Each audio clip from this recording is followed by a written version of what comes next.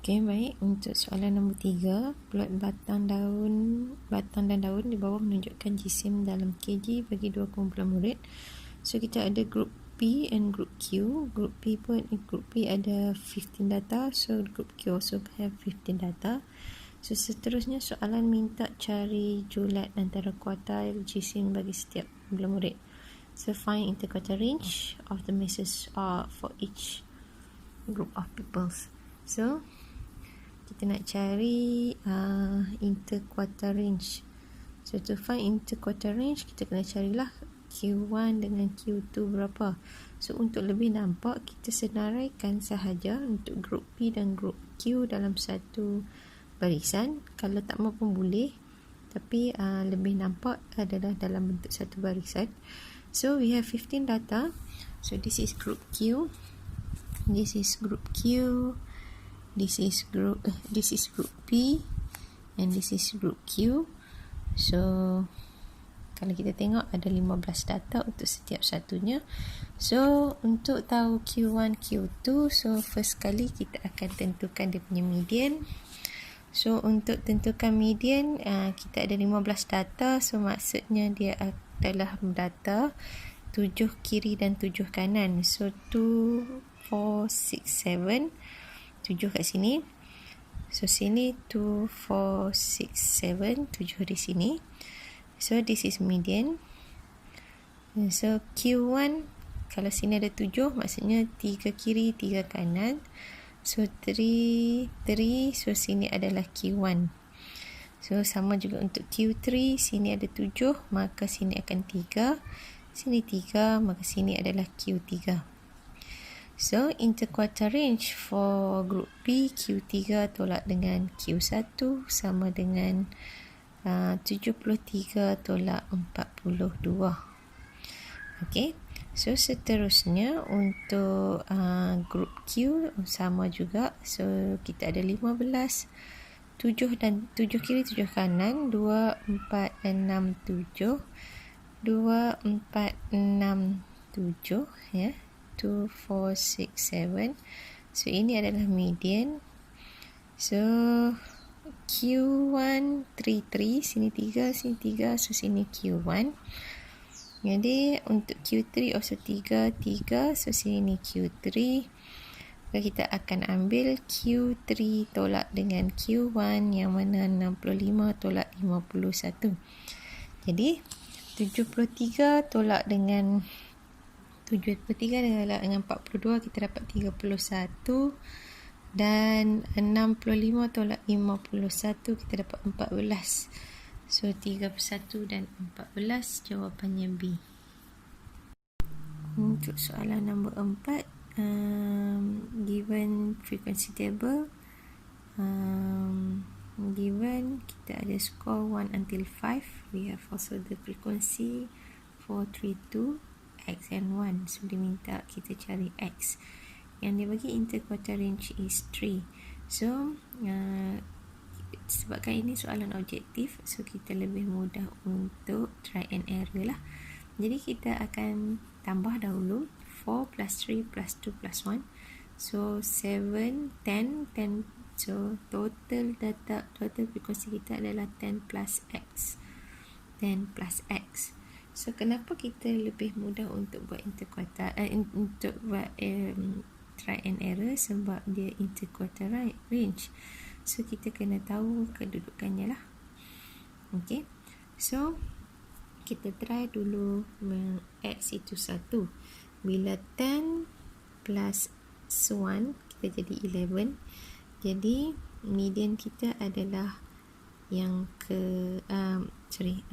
quartile range kita 1/4 times dengan 11. So, dia berada di kita susun, katakan 1 ada 4, 2 ada 3, 2, 3 ada 2, 3. So, X 1 dan 4 1. So, dan 5 1. So, sekarang ni data kita ada 2, 4, 4, 6, 8, 10, 11. Ini dah kan 11, maka 5 lah. 2, 4, 5. 2, 4, 5. So yang ini median. So interquartile Q kita satu yang ni, Q kita yang ni, Q3 kita yang ni. Interquartile range 3 tolak 1, 2. So itu bukan jawapannya lah. Jadi untuk seterusnya, untuk B, kalau 10 itu kalau skor 4 itu 2. Okay. Kalau X itu 2, maka kita susun semula sama 1, 1, 1, 1, 2 ada 3, 2, 2, 2, 2, 3 ada 2, 4 ada 2, dan 5 ada 1. So sekarang ni kita punya data jadi 2, 4, 6, 8, 10, 12. Maka 2, 4, 6, 2, 4, 6, maka median kita 2 lah, sebab 2 tambah 2, 6. So seterusnya untuk Q1 kita akan ambil 3 sini, 3 sini. So sini Q1, so sini Q3. So nak Q1, 1 tambah 1, 1 tambah 1 bahagi 2, so dapat 1. So 3 tambah 4 jadi 7, 7 bahagi 2 itu adalah 3.5. Jadi kita ambil 3.5 tolak dengan 1 untuk interquartile range. So dapat 2.5. Jadi bukan jugalah jawapan dia. Jadi kita tengok C pula. C itu X itu sama dengan 5. Jadi 4 tu ada 5 lah. So 1, 2, 3, 4. 2 ada 3, 2, 3, 3 ada 2, 3, 3, 4 ada 5, 1, 2, 3, 4, 5, dan 5 ada 1. Jadi total data kita 2, 4, 6, 8, 10, 12, 14, 15. So 7 lah. 2, 4, 6, 7. 2, 4, 6, 7. So sini median kita punya Q1 yang ini, Q1 yang ini. So 3 sini, 3 sini. Q2 kita yang ini. So Q2 kita, Q3 kita adalah 4. So interquartile range 4 tolak 1 sama dengan 3. So jawapan kita C lah. Baik, untuk soalan nombor 6, the mean offset of number P, 2P, 3P, 4P and 5P is 6. So calculate the standard deviation of set numbers. So kita ada P, jadi kita akan cari dahulu P. We need to find the P using the mean yang dibagi adalah 6. Jadi nak cari mean, kita akan tambah semua P plus 2P plus 3P plus 4P plus 5P over dengan 1, 2, 3, 4, 5 data we have. So kita akan tambahkan kesemuanya per dengan 5. So kita akan samakan dengan 6. Itu adalah mean-nya. Jadi bila kita tambah semua, P tambah 2P tambah 3P tambah 4P tambah 5P. So saya tunjuk di sini. P tambah 2P tambah 3P tambah 4P tambah 5P perkan dengan 5 semua per dengan 5 itu kita dapat 6. Jadi 1, 3, 6, 10, 15P di sini. 5 darab dengan 6 dapat 30, maka P kita adalah 2. Jadi P adalah 2, sini 2, sini 2, sini 2, 2, 2. Maksudnya kita punya data adalah 2, 4, 6, 8, 10. Jadi kita nak cari, diminta sisihan piawai, maka kita dah ada mean. So tak perlulah nak cari mean lagi. Jadi kita nak cari sisihan piawai, kita cari dahulu varian. Varian 2 kuasa 2 tambah 4 kuasa 2 tambah 6 kuasa 2 tambah 8 kuasa 2 tambah 10 kuasa 2. Bahagikan dengan 5 tolak dengan min kita 6 kuasa 2. Jadi maka kita akan dapat 4 kita akan dapat kuasa 8. Kita akan dapat 8. So kita nak sisihan piawai, kita nak standard deviation. Bila standard deviation kita kena square root. So maka square root kita dapat 2.828. So jawapannya adalah B.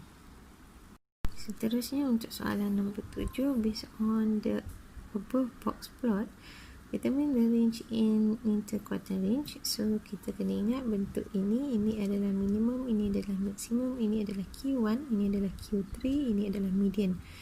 Jadi kita nak tengok julat. Julat itu adalah julat itu daripada maksimum tolak minimum. So minimum kita, kalau kita tengok di sini adalah 1.2, 1.4 kan. So yang ini adalah 2468, so 5.8. So maka julat kita 5.8 minus dengan 1.4, which is kita akan dapat 4.4. Okay, 4.4. Maka interquartile range kita akan ambil yang ini 2.2 dengan Q3 kita adalah 4.4. 4.4 minus 2.2 kita dapat 2.2. Maka jawapan kita julat adalah 4 dan julat antara kuartil adalah 2.2. Jawapan D. Baik, untuk soalan nombor 8 ni sebenarnya dia ada masalah sedikit dekat jawapan dia. Sepatutnya lah kalau ikutkan daripada pengiraan kita, range yang dibagi adalah 8, range yang dibagi adalah 45, Y1, Y2, Y15, yang mana data yang ditambah adalah 2Y1 tambah 1/5. Jadi kalau kita pecahkan, dia akan jadi 2Y1/5 tambah dengan 1/5, yang mana constant 1/5 tambah 1/5 itu tidak akan mengganggu apa-apa pada range dan variance. Maka untuk cari range range yang baru, kita akan guna 2/5 sahaja. So 2/5 itu akan darab dengan min. 2/5 darab dengan min, kita akan dapat 3.2. Dan manakala untuk cari variance yang baru, sepatutnya 2/5 kuasa 2 semuanya kuasa 2 darab dengan 2/5 kuasa 2 darabkan dengan kita punya variance yang diberi. So kita dapat 0.72. So itu sebenarnya jawapannya 0.72, tapi tak ada di sini, maka saya anggap soalan ini bermasalah lah. Okey, nambil kalau awak adalah nak tunjuk jalan kira yang sebenar dapat 3.6 tu, boleh share dengan saya, mungkin kita boleh bincangkan. Okey, terima kasih.